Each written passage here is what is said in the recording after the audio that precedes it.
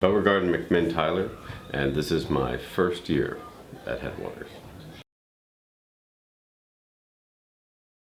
I teach 3 preparations of English for 8th grade, middle school journalism, and I have 2 outdoor education classes.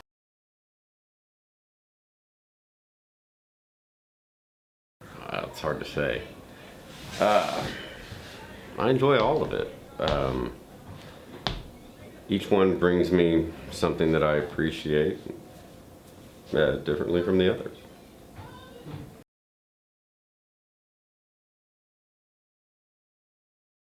Well, I started off in education some years ago and then got back into ranching. And when my wife and I moved to Austin and we knew we were going to start a family, I decided, hey, this is my opportunity to get back into what I initially set out to do, which was education.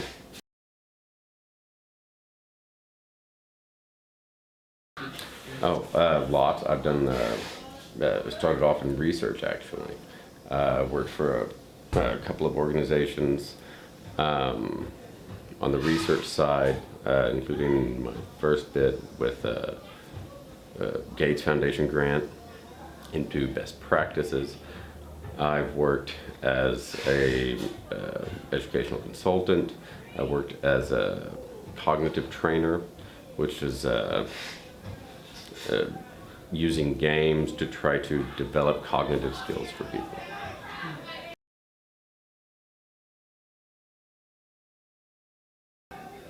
After I graduated from high school and went to UT, I realized how much more I felt could have been done for my education prior to the university. If I hadn't been interested in my own education, and pursued things on my own, I'm afraid I wouldn't have gotten very far at all, quite honestly. And realizing some of the deficiencies, I decided I wanted to get involved and do something about it.